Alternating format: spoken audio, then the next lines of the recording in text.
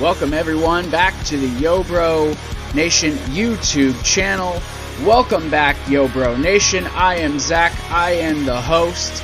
Welcome in. It is time for your next Best of the Best countdown. This special edition for my WrestleMania countdown. Welcome in, everyone. I've said that like 5 times already. How's everyone doing? Oh, number 5, WrestleMania 23. What a fantastic WrestleMania that is. I just finished it, literally. What was it, almost 4 hours? Damn near 4 hours of wrestling. And honestly, up to this point on this list, it's easily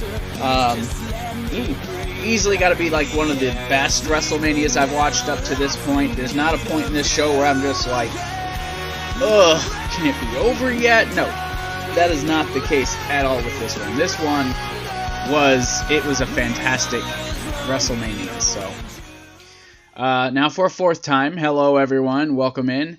This is number 5 on my countdown for WrestleMania, my top 10 WrestleManias. This one I was definitely excited for. I was definitely ready to, get to it. We're in the top 5, so 4 more of these bad boys to go after today, as we march towards WrestleMania 35. But before I get into the show and give you guys my initial thoughts and everything, let's go a little bit of house cleaning. Tomorrow morning will be my Classic Raw review. I'll be doing Monday Night Raw tomorrow night. No Monday morning creative tomorrow. I'm going to go ahead and I'm just going to spend the morning with the girlfriend. Maybe we're going to go take care of some stuff. I don't know. It's supposed to be cold. It's cold today. We're in March, and it's freezing balls. Like, son of a bitch, man. I'm sick of the cold. I'm tired of this fucking cold weather. I'm ready for some spring. I'm ready for some shorts and stuff. I'm ready for, swimming and camping and fishing. And, yeah, I would do all that during the winter, but my girlfriend isn't going to want to, so, not going to. Also on the channel, though, is my Barely Legal review for the Retro Rewind reviews. That is also up on the channel. Yo Bro Nation episode 5. 5 is up on the channel. I had to think about it. It's hard to keep track of these numbers because there's so many of them. Yeah, but episode 5 of that, I go over Kofi Kingston and what is going on with him. What are his potential WrestleMania plans? Why was he taken out of Fastlane? And I also talk about the potential reunion of the Shield at Fastlane or after sometime in the near future with the possibility of Dean Ambrose leaving. So that's up on the channel. Plus my 2K19 Universe Mode episodes 10 and 11. No, 11 and 12. I'm sorry. 11 and 12 are up on the channel. SmackDown, Raw, you guys can go check those out. All that stuff's up on the channel. Last week's Best of the Best is up here, number 6. I talked about WrestleMania 8. That is up on the channel. Go check it out. There's a whole bunch of videos. There's more in this playlist. I got a Shawn Michaels countdown that's up on here. A women's countdown, which seemed to catch a little bit of controversy with my decision making. But hey, it's my list, so as is part of this. So thank you, everyone. We're going to go ahead. So yeah, real quick, let's talk about a couple of things. Let's go ahead and let's talk about Patreon. Patreon.com/YoBroNation. You guys can go there. You guys can become a Patreon member. You guys can be any part of the 6 tiers that we currently have. You guys can be a part of the group chat in Discord for $1. You'll get to speak with us as a VIP member on a more one-on-one personal basis. Not that you get to talk to us ever if you're not, but it does allow you more access to that. Also get ask us anything Q&As. I'm going to have some behind-the-scenes vlogs, exclusive AEW reviews, birthday gifts for your birthday. You get to vote on Retro Rewind videos. You get post-show videos. Lots of stuff. Biggest thing on there, though, is the creative tier. You can either be a creative executive producer, where you get to kind of just help us decide what's going on with the channel. You get shout-outs. You also can be a co-producer. Same things, just a little more, you know, you get more from one versus the other. But either way, damn, do I say a lot? Either way, you get to, you know, you get to get on there. You get to help us decide. I got a wrestling trivia league. I'm kind of talking to Jake, and hopefully, Jesus, if I say one more time, I'm gonna slap myself silly. I'm very candid on here. If everyone doesn't notice that, I'm for nothing else candid in my approach. I don't need to edit. What happens happens. It's fun. But become a Patreon member, okay? Just $1 a month will be huge to this channel. It will be tremendously helpful. But if you don't want to, you know, donate $1 every month, you guys can go to StreamLabs and donate $1. Link is down there in the description. Or if that's not what you're wanting to do either, you guys can simply do this. Go to our TeePublic store, teepublic.com/YoBroNation1. You got these 5 shirts to choose from. More designs coming this weekend, Sunday. The new designs will be added to the channel a week from today. Those new designs will be revealed. Not on this video, not on this this countdown. I'm gonna wait till Fastlane. So the night of Fastlane, I will unveil 4 new designs. Jesus, why do I keep saying It's like someone slapped me. New designs, but until then, you got the Yo Bro Nation shirt, you got the Kissing Bandit t-shirt, you got the Recess Never Gets Old shirt, the Charlotte Reigns shirt, and the classic Yo Bro Gaming and Review shirts. All of those are up on the channel. Feel free to go there. We also got bags, cups, pillows, phone cases, and other things are on the channel.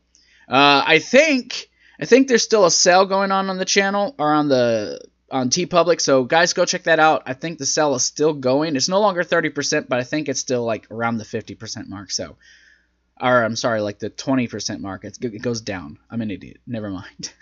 So that's pretty much all that.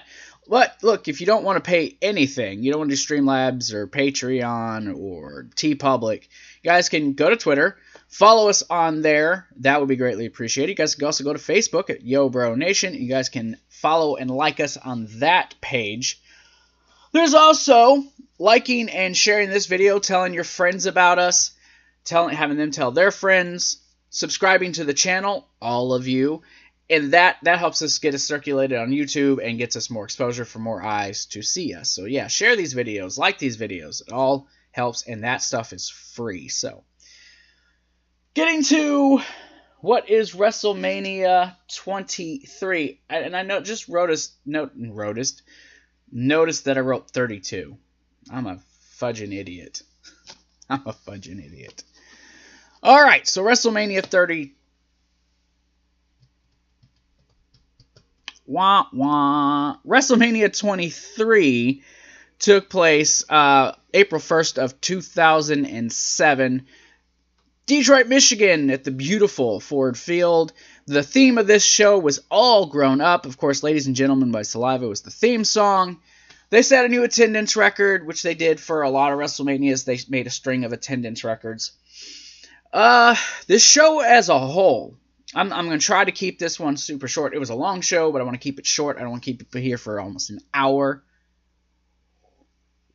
Who wants to sit for an hour and listen to me talk? I'm not some of these other guys.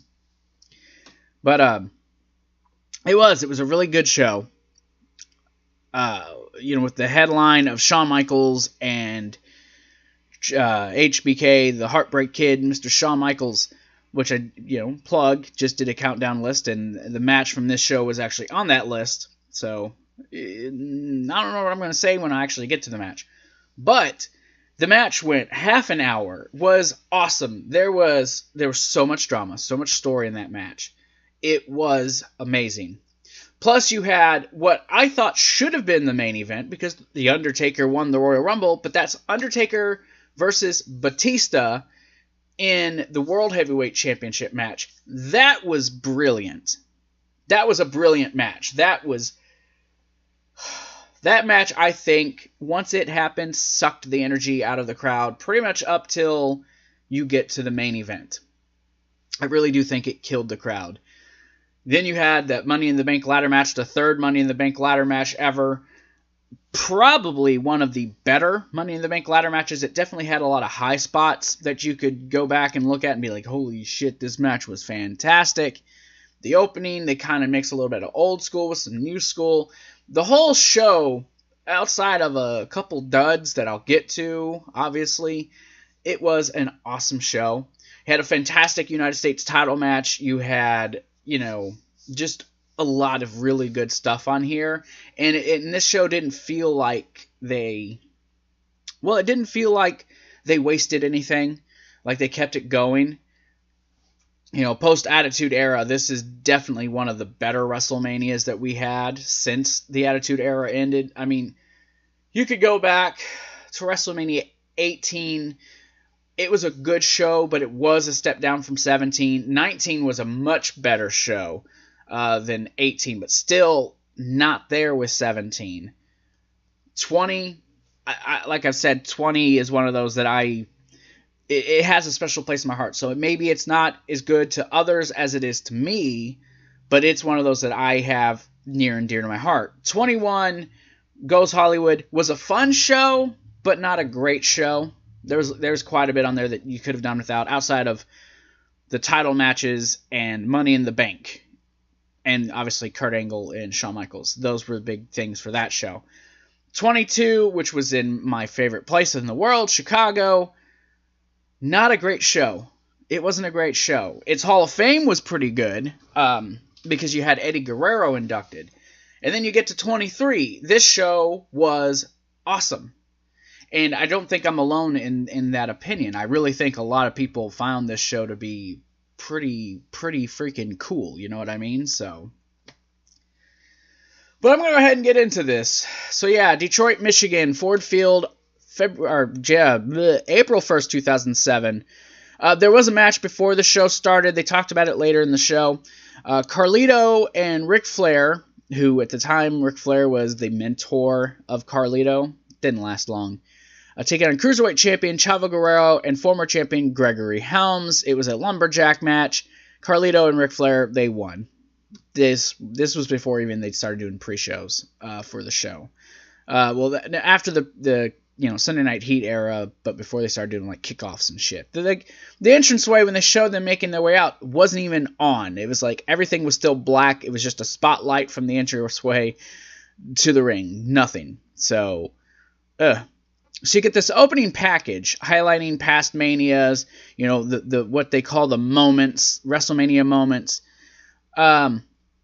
Gets through that. And then you get this thing, WrestleMania 3 is open, which took place in Pontiac, Michigan 20 years before this or so. And, it's the Vince McMahon, welcome to WrestleMania 3! And then it transitions into where you see the current building, but you're still hearing that voiceover from Vince McMahon where he says, he's introducing Aretha Franklin, just like he did at WrestleMania 3. But Aretha Franklin's actually there. She's just old. She's all grown up. We have a few of these throughout the day.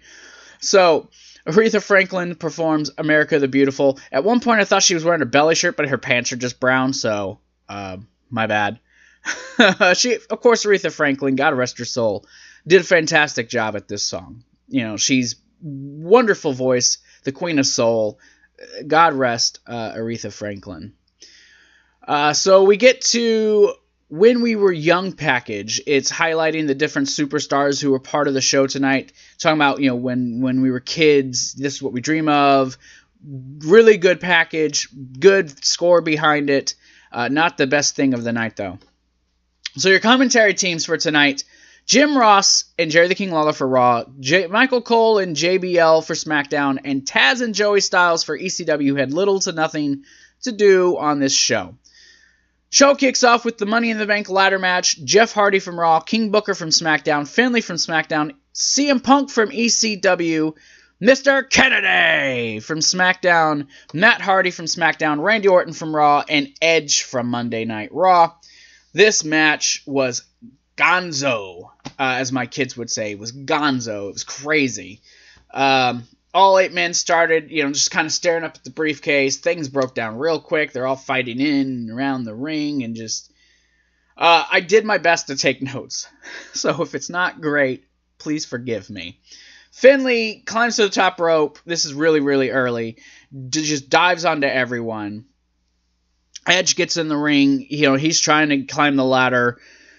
He gets pulled down, and everyone keeps, trying to get up there. Booker, he's under the ring, gets a tiny little ladder, starts beating up people. CM Punk gets it. He starts hitting Booker with it and using it as a weapon. Edge gets a hold of it and throws it right into Punk's face. It cracked him good. Booker starts building momentum, gets a spinner Rudy, gets hit with 2 ladders by the Hardys, kind of gets sandwiched.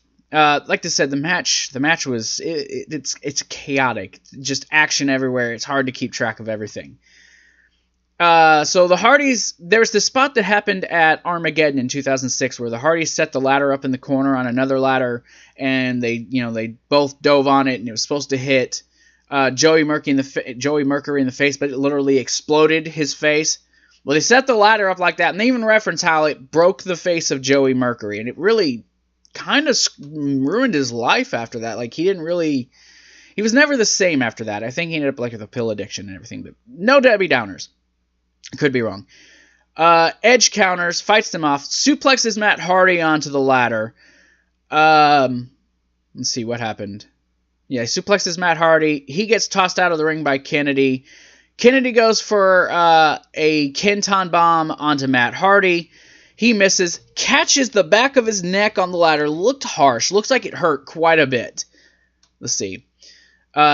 He's laying there, still being professional, kind of sets himself in position. Jeff hits him with the Swanton bomb.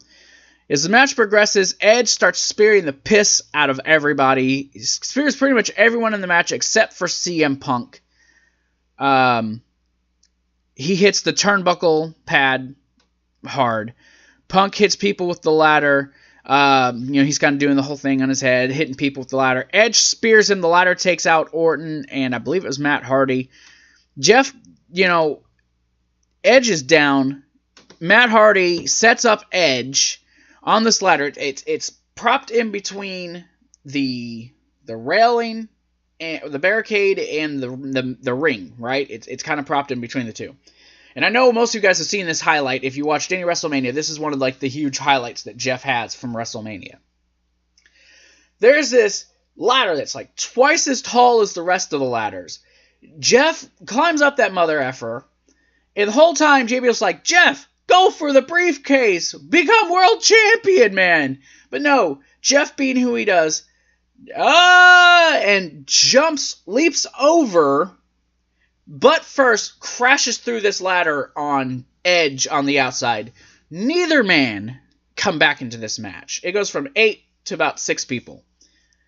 It looked brutal. It looked like it hurt. I know it looked like it hurt Jeff, and I think, or not Jeff, but it looks like it definitely hurt Edge. It had to have. Because he's going through this thing and just taking all the force of Jeff and going and trashing with all that momentum and weight from Jeff Hardy going through him. You cannot tell me that didn't hurt. You can't. You can't tell me it didn't hurt. It had to have. But they both end up, they cart off Edge, and you just don't see Jeff. So I'm assuming Jeff gets, taken out too. This was easily spot of the night. Definitely spot of the match. So, they start fighting. Orton's in the ring with Matt Hardy. RKO's Matt Hardy. RKO Finley. RKO Kennedy. Tries to do Punk, but Punk keeps him off. Starts climbing the ladder. Randy Orton gets on the ladder. RKO to CM Punk. Beautiful. Wicked spot. Looked fantastic. I am very animated today. I don't know. I'm super excited. I have an awesome girlfriend, and I'm just the happiest I think I've been in such a long time. I know, this is stupid. Don't talk about this here, Zach. So Booker T, though, he takes advantage of it. Him and Orton are, Punk and Orton are down. So he tries climbing the ladder. Orton gets up there. Orton tries to RKO him. Booker blocks it. Puts him into a bookend. He's climbing the ladder. Matt climbs up. Him and Matt are climbing on top. Sharmell tries to grab Booker T. Drags him down slowly. Matt grabs her, gets her set up for the twist of fate, yells at Booker, "I'll twist her if you go up, dude." And they're like, "Screw it, Booker." JBL, "Screw it, Book. Get the briefcase." So Booker T jumps down to save his wife. He gets a twist of fate for his trouble. Matt tries climbing the ladder. Finlay comes over, pushes the ladder off. Like, Matt just takes a straight, harsh back bump off that damn thing. Celtic cross onto the ladder to Matt. Finlay, he's hurt, so he's just kind of like kneeling, and here comes Hornswoggle out from under the ring. He takes his jacket off. I'll go up. He climbs up the ladder. Kennedy gets up, knocks over Finlay, gets up there, staring at Hornswoggle. Hornswoggle slaps him again. Kennedy, pissed off, puts the little guy on his shoulders and does a Kenton bomb about a little more than halfway up this damn ladder. When you watch the replay in slow motion, when he's rolling through, poor little Hornswoggle takes all that pressure. It takes all of that. Look, he was hurting afterwards, and I can understand. So, yeah, so Kennedy hits the Kenton bomb off the ladder. Finlay starts climbing, after hitting Kennedy. Finlay's climbing up. Punk gets up there, drop on the top rope, drop kicks the ladder, knocking Finlay off. So Finlay, he's done for this match. Sets up the ladder. He starts climbing it. He's touching it, right? Kennedy climbs up there. They're fighting up there. Punk pushes him off, but Kennedy recovers pretty quickly. Grabs the ladder, smacks it right into the face of CM Punk. He goes flying off the ladder. Kennedy climbs, gets the briefcase. He is your Mr. Money in the Bank. Bank. That's stupid. So Kennedy wins the briefcase. Unfortunately, I'll get to it here in a second. So they have one of those, all grown up vignettes. You're going to see them all throughout the damn night. Todd Grisham interviews Mr. Kennedy. I loved that intro. That shit was awesome. He was fucking cool. Why didn't they push him? Oh, I know. Because he was a dummy. He congratulates himself. And then he tells any superstar in the back who has championship gold that they better grow eyes in the back of their freaking head, because I'm coming for you. He says, there's a saying, nice guys finish last. Thank God I'm not nice. Thank God I'm Mr. Kennedy. Thank God I'm Mr. Money in the Bank. Then he, says bank twice. Unfortunately, he only had that thing till the beginning of May, so maybe a month he had the briefcase, and then Edge goaded him into a match on Raw, and Edge took the briefcase from him, and then Edge cashed in on the champion on SmackDown. Yep. So the next match, okay, so like I told you, this was a really good show. I don't have to put over the Money in the Bank match. The match puts itself over. It was fantastic. That's all I need to say. Fantastic. But this match, not so much. The Great Khali from Raw versus Kane from SmackDown in an interpromotional match. Battle of the Big Men. Very slow match. Now, I'm not going to take nothing away from Kane. Kane did his absolute best during this match. I put every bit of iota of crappiness on Khali in this match. I always wondered, when I first saw him and they had him go against the Undertaker, I was like, oh, this is interesting. But as time went on and he didn't evolve, he just stayed the same. Barely ever took bumps. The guy was like Giant Gonzalez, but just a little better in shape. He had muscle, so they didn't have to put a naked suit on him, okay? But Khali couldn't move. He could barely move. So a majority of this match was Kane hits him, Khali knocks him down, rest hold. That was this match up till you get towards the end. But this match was maybe a 7-minute match max. Like, it was a ridiculous match, man. So Khali gets the advantage. Series of rest moves. Kane tries making a comeback. Kane actually hits a clothesline off the top rope. I thought it was like Khali pushed him off, but he hit Khali and just fell, and Khali just stumbles. Kane knocks him down. He falls into the ropes, gets wrapped up. Still didn't hit his ass on the mat yet. Kane goes. Now, for those of you who watch this, you're like, why has Kane got a hook? What? He gets the hook with the chain on it because at this time he was promoting See No Evil, which, believe it or not, is a damn good movie. Go watch it. See No Evil. It's not a bad movie. The second one, I liked how they ended it, but there's never going to be a third one. Anyways, so he gets the hooked chain. Khali, though, gets out, gets the advantage. The ref is distracted. Kane uses the chain, hits Khali in the nuggets, slams Khali, though only gets a 2 count. And they made it sound like, oh my god, Kane picked up the Khali. Khali and him were probably around the same weight. But of course they beefed it up like he was bigger. Kane goes for a choke slam. Khali grabs his throat. They break it. Kane tries again, but Khali breaks it off again. Grabs him by the throat with both hands, picks him up, slams him to the mat, stands there, then covers him. 1, 2, 3. He wins. After the match, Khali grabs the chain and starts choking Kane with it, and then he leaves. Can I just not? Can I just avoid this? Can I not have to? Please? No? I have to. You want me to slaughter it? I'll slaughter it. I'll gladly slaughter it. But I don't want to make Kane look bad. But okay. You're the boss. Up to you. This match was fucking horrible. Holy shit. Talk about a waste of my time. What the fuck are we watching shit like this for?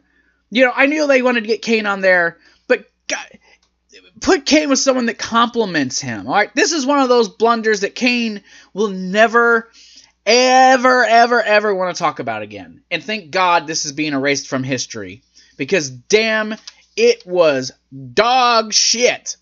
Speaking of dog shit, after this, you got now a bald Eugene who got his head shaved by Mr. McMahon as a way to prove a point to Donald Trump.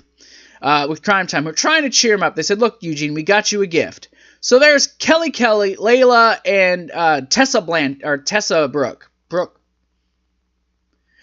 from TNA. I can't remember her real name. But anyways, I think they call her Trinity or some shit like that. Like, I don't remember. Layla didn't even go by Layla. But they're the ECW's Extreme Expose.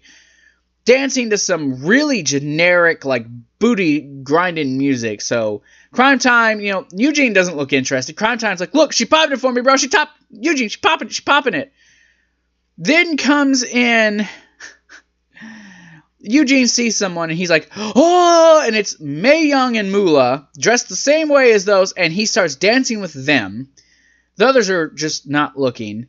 Then Slick Rick comes in, can't have a party without me, followed by Dusty Rhodes, Sergeant Slaughter, Jimmy Hart, IRS, Mean Gene Okerlund, Ricky Steamboat, Howard Finkel, and a whole bunch of other people that I saw in the background that I just couldn't make out but knew they were there.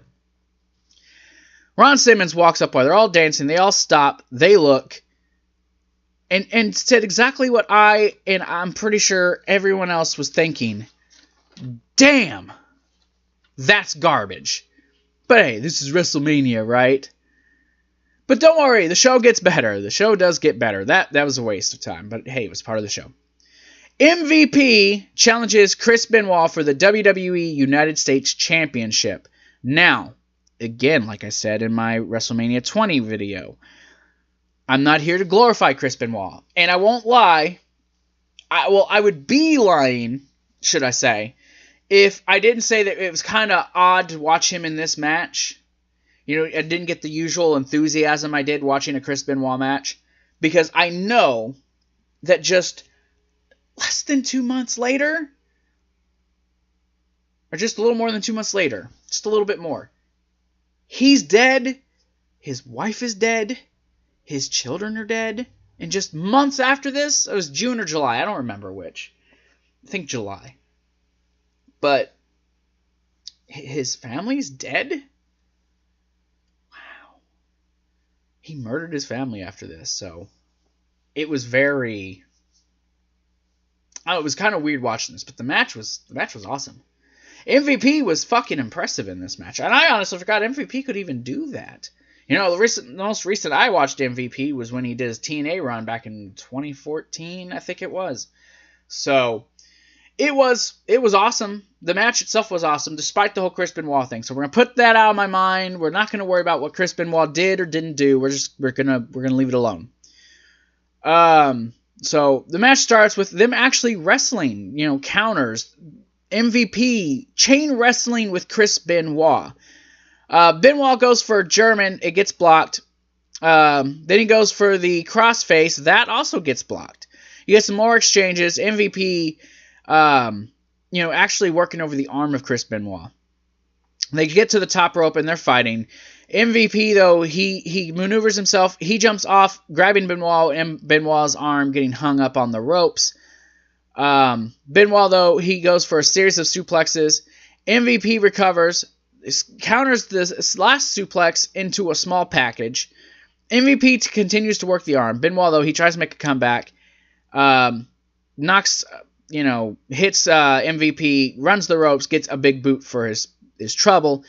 Benoit later on, though, tries a crossface, but his arm's too weak, so MVP is able to take the advantage. He goes for a boot in the corner, misses that, gets 2 Germans.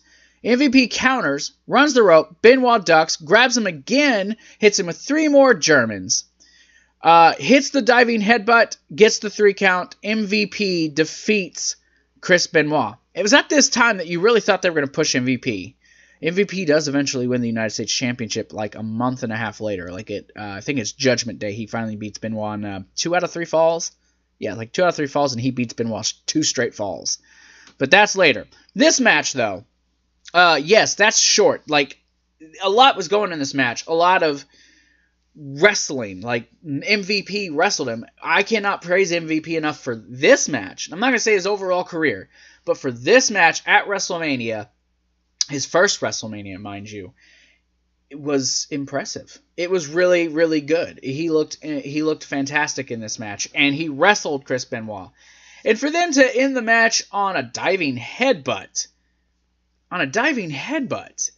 is, it's good. That, so many times you get these matches and they always end with the finisher or some, weird finish. This was just Benoit hit one of his main moves, and it actually worked. And it solidifies why Chris Benoit uses it. JBL and Michael Cole, during the match, after the match, really put over MVP. They were really pushing this man, he's here, largest contract in sports entertainment history and all that. Great match. It's something I could probably watch again, even though, what happened with Benoit later happened. So you see Donald Trump with this former USA Terra, backstage complaining about Vince McMahon, no nothing to drink, no food. He's about to go on soon. He ain't got nothing. Boogeyman shows up. She runs away. But Trump no-sells it. I'm the Boogeyman. I'm coming to get ya. Well, if you're coming to get me something to eat. So he's like, I'm coming to get you. I think it's like a sandwich. And then mini Boogeyman was there. Little Boogeyman was there too. So that was kind of funny. Then they show highlights of the Hall of Fame ceremony the night before. Funny to watch it when they go to the Mr. Perfect segment. His wife is there. She was accepting it on his behalf. And you got a young, chubby Curtis Axel standing out there with the rest of his kids. His father, Larry the Axe Henning, he's out there with them. So his whole family accepts this for him. Then you get to the induction for Dusty, and not only is Dustin there, but Cody. Cody was also there, in a young, teenage, early 20s, maybe 19, 20-year-old Cody is also there introducing. He might have even been younger. I know he's only in his early to mid-30s now, so, he was young. Babyface Cody Rhodes, black hair and everything. He's nothing like the other two. They announced their attendance record of 80,103. Howard Finkel then introduces the 2007 Hall of Fame class of Jim Ross, Mr. Perfect, of course, with his wife and his dad out there to accept it. Jerry the King Lawler, Nick Bockwinkel, Mr. Fuji, who was being wheeled out by Mr. Don Morocco, Alpha and Sika, the Wild Samoans, or the Head Shrinkers, or whatever you want to call them. You have Joyce Marhan, the wife of the original Sheik, out there for him, and Dusty Rhodes, the American Dream. Nice class. Not the best class. I still contend. I think that I don't know. I don't know what class I think is better, to be honest. I said it the other day, but they still had nothing on that 2004 class. Hell, it didn't have nothing on that class the year before with Hogan, Piper, Brett, and no, Hogan was 2005.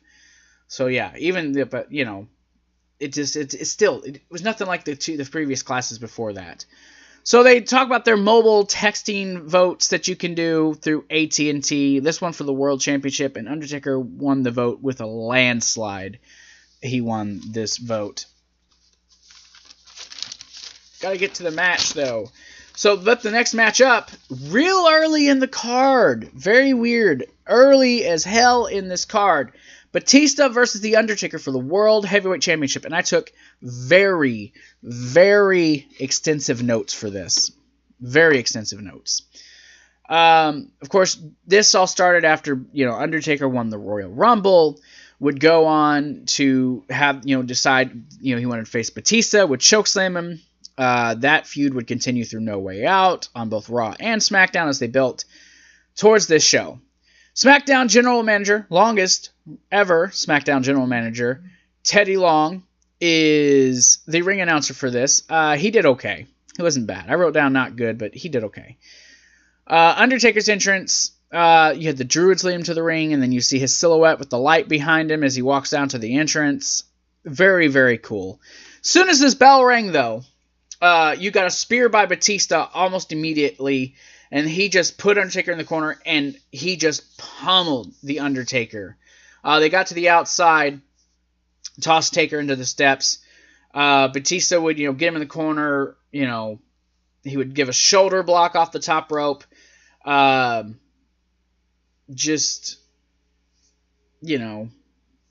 Taker, he starts to bounce back. Taker hits Batista with a big boot. Batista bounces off the ropes and then clotheslines Undertaker's head off. Sorry, I can't even read my own writing there. I was kind of like chicken scratch. Batista continues, though, the beatdown of the Undertaker. Undertaker, though, takes some shots to the guts of Batista. They start exchanging punches.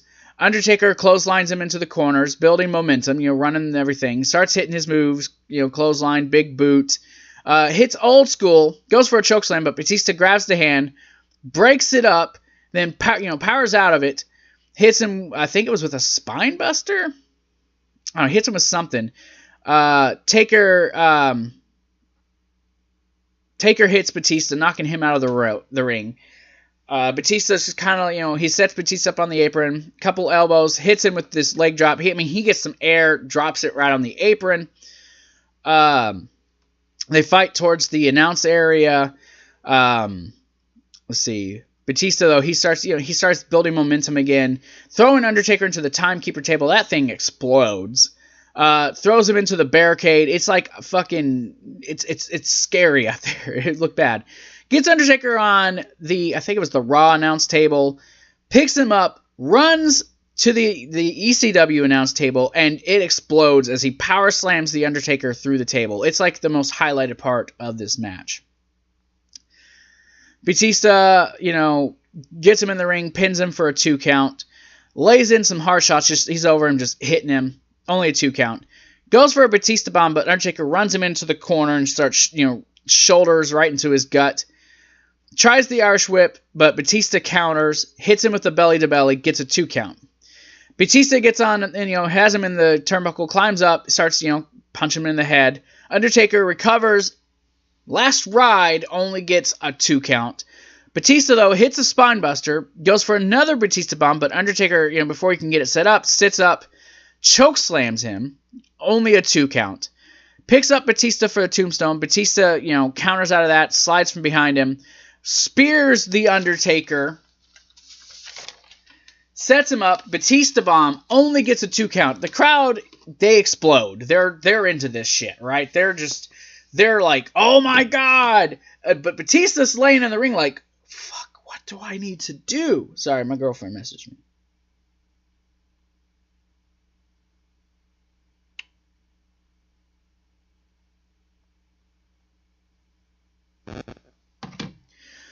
Where was I? Okay, so, you know, a little more back and forth. They're exchanging blows. Batista attempts the tombstone. Undertaker, you know, gets behind him, pushes him into the corner. Batista comes back. Taker picks him up. Tombstone, 1, 2, 3. The Undertaker is your new World Heavyweight Champion. This match, man, this match was just, it was breathtaking. A lot to go over. Actually, I've lost my breath. I need a drink. This match was everything you wanted, and it should have been the main event. As much air as it took out of the crowd, you know, Undertaker goes 15-0. This feud does not end, though, at this point. They had that match at Backlash at the Last Man Standing match. Then they have the Steel Cage match on SmackDown, in which Edge will cash in the Money in the Bank briefcase, defeating The Undertaker after that match, and becoming World Heavyweight Champion. Then he'll feud with Batista. Batista eventually winning the World Heavyweight title back, you know, later on. Man, this match. Go watch it. You know, find it on YouTube. Just, you know, look it up. Batista, Undertaker, WrestleMania 23. Awesome! So yes, more vignettes of when we were young. They did one for Batista. They did for Lashley. They did for Undertaker. They did the one for Austin, which was clearly the best one, because it has that music, and it goes, and his music hits. He says, "My dad handed me a can of whoop ass, his son. Go open it." And I've been whooping ass ever since. They did one where all the divas were just in one, because, you know, at this point, divas just, they didn't give a fuck about divas, as you'll see later on. John Cena and Shawn Michaels both get one, so, you know, they hit it with all the main people that were in the bigger spots, basically. Vince backstage, you know, talking to himself in the mirror. Stephanie walks in with the baby carriage with her daughter, baby number 1 of her 3 girls. Vince is like, "What the hell are you doing? Bring this baby here." She's like, "I'll take it." He's like, "No, leave it. She might be good luck. I need good luck tonight." He's talking to baby. "Oh, you come see Grandpa. Oh, should Grandpa rip his hair out?" Like, he's shit-talking Donald Trump, and she's holding out, "Dad, this isn't appropriate. Dad, please stop. This is weird. Dad, stop." And she's like, "What?" "I wash my hands." He's playing with her. They're showing the camera view, and you're just seeing Vince's face. Is Papa gonna get Donald Trump, huh? He's gonna cut his hair off. Yeah, he's gonna rip his head off. Oh, yes, he is. It's like, fucking dude, psychotic. It was awesome. He's like, "You smell that?" He's like, "Come smell this." She took a Trump. Oh, it was awesome. So, I love ECW, right? I love ECW. They get a match. This is like the only match outside of the Money in Bank match that Joey Styles and Taz actually get to call. It's the ECW originals of Sabu the Sandman, Tommy Dreamer, and Rob Van Dam taking on the New Breed, which is Marcus Corvan, who you guys might recognize from Impact Wrestling. Elijah Burke, who you'll also know as the Pope. Matt Stryker and Kevin Thorne, who you might remember when he debuted in 2006 as... I don't remember his name because it wasn't important. They're accompanied by Ariel, his manager, who wore a skirt that showed half her ass. Not that I didn't mind at that point in my life. Mind you, during all this, I'm not even, like... I'm not even in the States at this time. I was actually deployed to Iraq during this time, so I didn't get to watch this live. I had to watch this later on, like, when I got home from Iraq. So the originals come through the crowd, you know, "Oh, this is an ECW original staple." You just had Joey Styles trying so hard to put over the originals during this match, but honestly, how could you put this match over when it was such a shit fest and they gave them no time? Because WWE didn't have respect for ECW. They didn't care.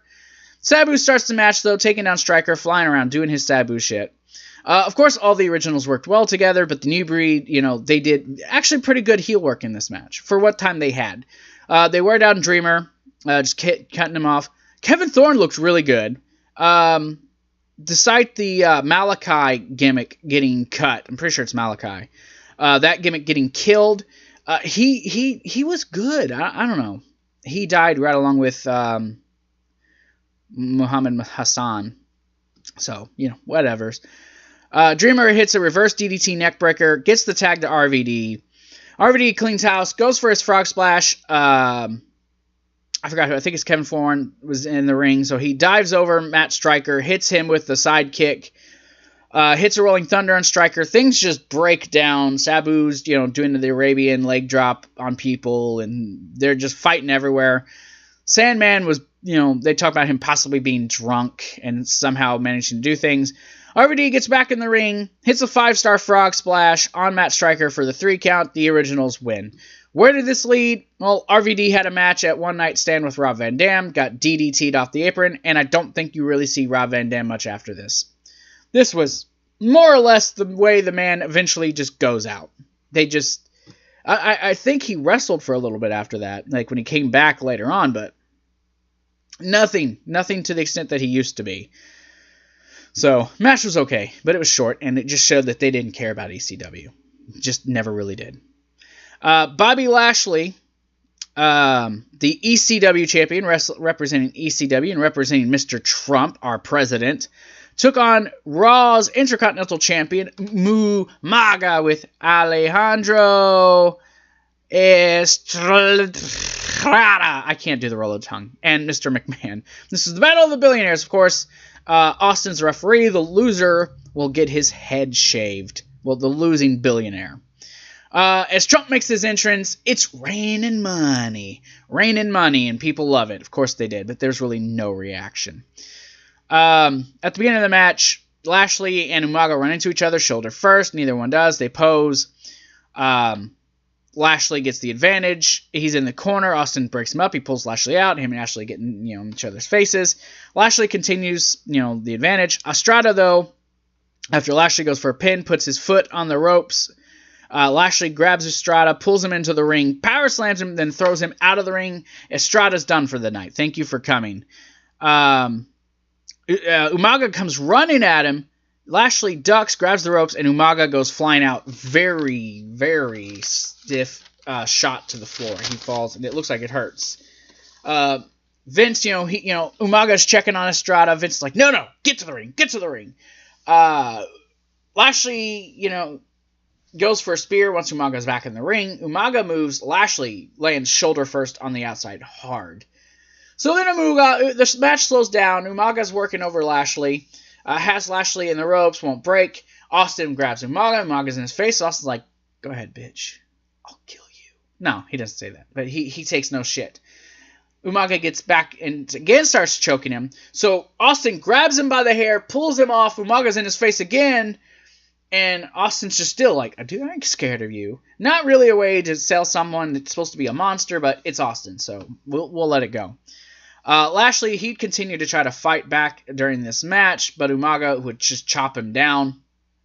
Lashley, though, keeps trying to fight. Umaga, Samoan drop, leg drops, whatever he has to.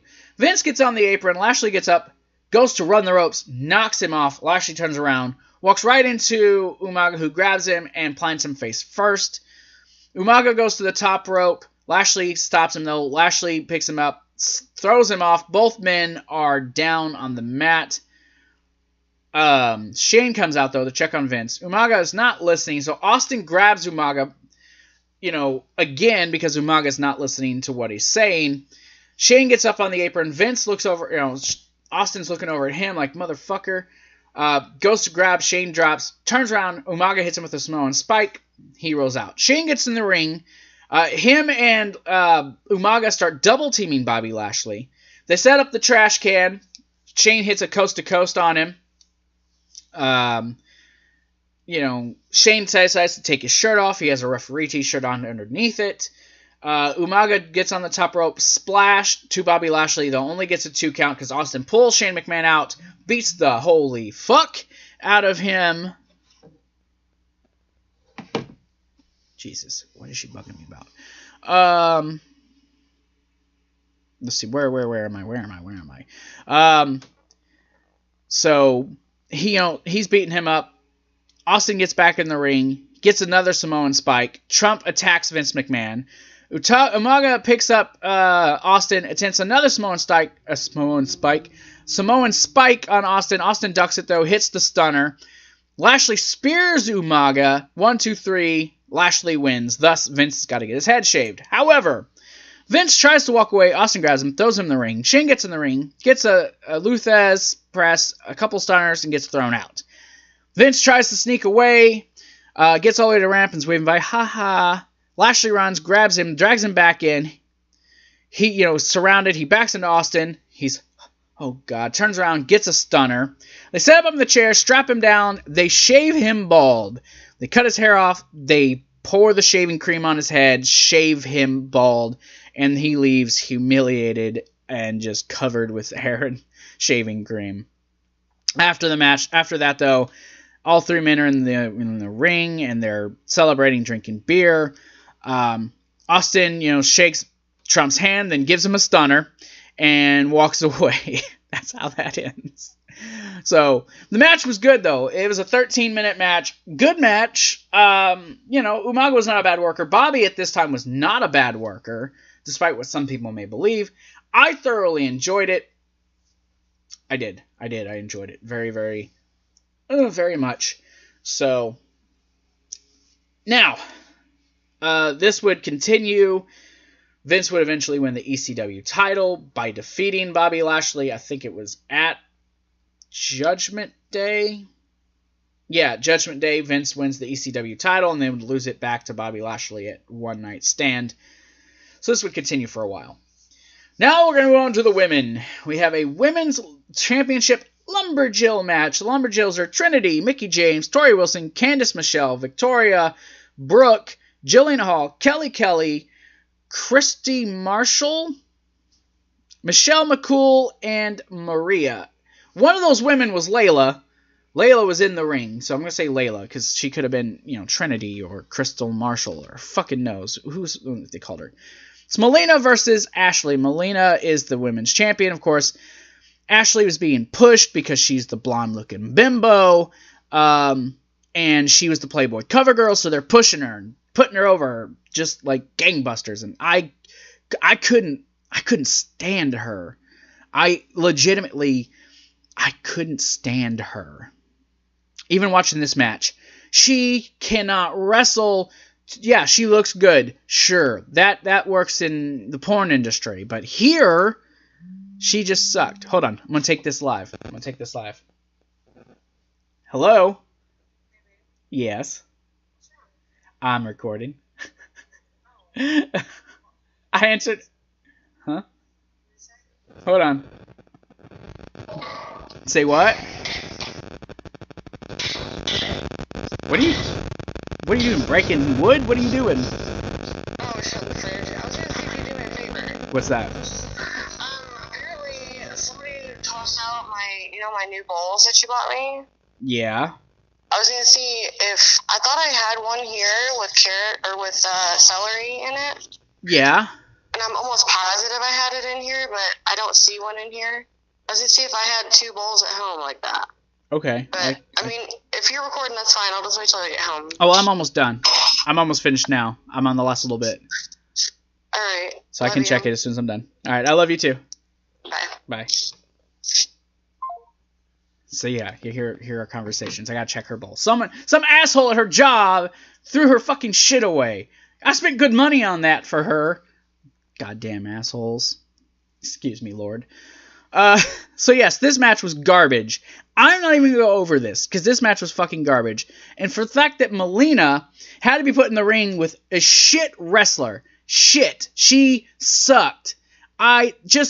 She cannot wrestle. She never tried to get better. She got pushed because she had nice tits, and she was in Playboy. But she didn't even have a good body, honestly. You want to be honest? I didn't think she was that pretty or that good looking. She went to that stupid punk chick music. Not that the music's bad. I actually I like some of the, punk chick music. But hers was garbage. It was generic. And it was sung by a stupid dude. Kevin Dunn and his stupid camera shots. She couldn't even do a goddamn simple punch. She couldn't even punch. Jesus Christ. But Melina rolls her up into a bridge and wins this match. Now, Ashley being this sore fucking loser, attacks her afterwards. Remember, she's the face. Attacks her afterwards like a sore loser, and all the Lumberjills. Motherfucker! Why? Just Just do what I want. Do what I want, Notes. Do what I want. Yeah, she attacks her. All the Lumberjills get in the ring, and they all fight. Good girls are standing in the ring while, you know, Melina, the heel, runs off with some other chick who I don't know. I guess she was Trinity. Fuck, I don't know. The match sucked, okay? And this is probably the one time I'm really going to I'm going to bag hard on something because it just fucking sucked. Seriously. They show the text vote results for the WWE title. Cena won the vote, you know, slim margin. All right, so we get to the main event. Okay. The promo for this, the package that they set up for this, was a fantastic package. The score, just how they showed their, you know, WrestleMania highlights up to this point, and how they had this fantastic score. I want the score from this. I want to download it, just the music. I want to keep it and listen to it. It's calming, and it's an epic feel. Very epic. Just go watch the promo package. Look that up on YouTube. It's awesome. Shawn comes out to the DX theme. Cena comes in with this beautiful black and orange Mustang, drives it into the building from outside there, breaks through the WrestleMania glass, does his whole entrance. So at the beginning of the match, Shawn Michaels tries to shake the hand of John Cena. Cena's, you know, like, no. So Shawn, very cocky, slaps him. Cena tries to take a shot at him. He ducks a couple of them and then slaps again. Cena falls to the mat, frustrated, and Shawn gives him a crotch chop and tells him to suck it. Now, what built to this match was, of course, Shawn Michaels lost the Royal Rumble. He wanted the title match. He won a triple threat match against Orton and Edge, rated RKO, and he was determined. Now, these guys actually won the tag team championships together, believe it or not. Won the tag team championships. Then just Shawn, you know, why didn't you super kick him? Well, I'll do it on my own time. And Shawn played head games with John Cena during this. Great build. Not, I think, as good as Undertaker and Batista build. Now, I understand why this was the main event. This was 30 minutes of just non-stop storytelling and, you know, incredible athleticism, especially with Shawn Michaels. My God, this man, if anyone thought he was great before he broke his back, when he come back, he was 1,000 times better. 1,000 times better. So yeah, HBK wrestles Cena down, you know, working the arm into side headlocks, just kind of keeps Cena down. Cena powers out. Shawn tries to run the ropes, dodges Cena a couple times, and then gets a huge clothesline. Shawn is quickly, though, back in control, hip-tossing Cena to the outside, gets out there, chops Cena, goes for a kick. Cena catches his leg, but he hits him with an enziguri, so Cena's set up next to the table, just kind of wore out. Shawn gets on the apron, moonsaults, gets some air right onto Cena, catching Cena over the table. It looked like it hurt. Shawn goes for the leg and starts working over after he blocks a kick by Cena, and he hits the front of the knee, and Cena immediately starts selling like his leg was just broken. Gives him a few more chops in the corner, continues to work over the knee, you know, wrapping around the ropes and just kind of tearing at it. He even takes Cena's leg, not the back part like they usually do to wrap it around it. He actually takes the front where the kneecap is, the patella, and hits it against it, which looks like it hurt a lot more. Little things just make things look better. See, HBK, you know, continues to work over it, more chops, continues to work the knee. Cena throws some punches, HBK will duck, chops the knee from behind. Cena continues to try to fight back, but HBK, he's keeping the pressure on, working him over. More chops, shoulders into the corner. HBK goes to run into the corner. Cena moves. Shawn hits his head first into the post. Starts to bleed. Cena starts laying some shots into him. He gets on top, just starts punching him in the face. Cena's building momentum. Does his, his running shoulder block. Picks him up. Drops him with the little back body drop. 5-knuckle shuffle. Goes for an AA.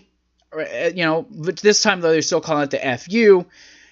Shawn counters that, goes for a super kick, but hits the referee. So the referee's down. Oh my, we didn't see this coming, did we? Cena goes for the FU again, but Shawn countered that into a DDT. Both men are down. HBK rolls out of the ring, sets up the steps, gets Cena, spiked pile driver onto the steps. Shawn Michaels, though, muscles Cena back in the ring, drags him to the middle of the ring, gets only a 2 count. Both look, they've looked really spent. They look like they're just at this point exhausted. Let's see, where am I at? Cena reverses an Irish whip. HBK counters that in a forearm. They're both down. Kip up. You get a flying elbow off the top rope by Cena. HBK, he's up. He's pumped up. He's starts to tune up the band. Goes for Sweet Shame Music. Cena clotheslines him out of his fucking boots though. Both get up, exchange of chops and punches. You get your yay boo, yay boo. Cena picks him up, goes for an FU again. This gets countered into a cradle for only a 2 count. HBK with the momentum, goes for a leapfrog as Cena's running the ropes, gets caught, hits the FU, but Cena, he's down, he crawls into the cover, only gets a 2 count.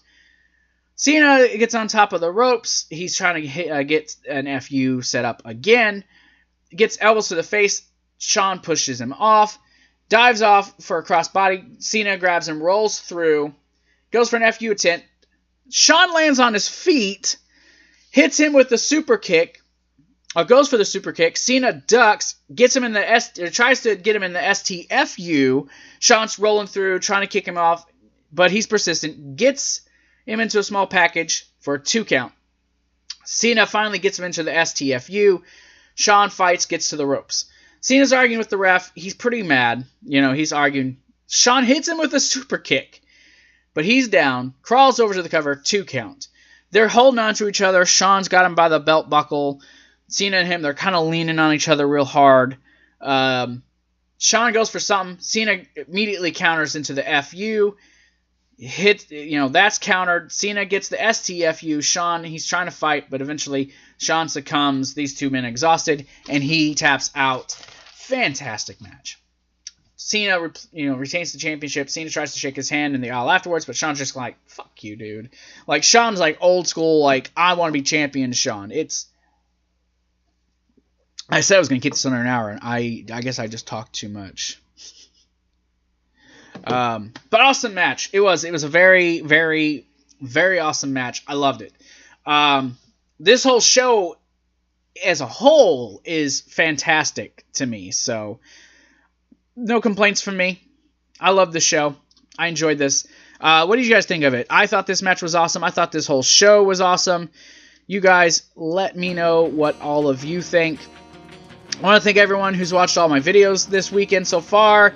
I'll be here tomorrow night for Raw, then for SmackDown and NXT. You guys will get to see my classic Raw review tomorrow morning, so more to come. Big week coming. It's Fastlane week. It's the go home week. Lots to come on the channel. So thank you everyone who's seen every video, liked it, subscribed. Remember to do all that stuff. Follow us, Facebook, Twitter.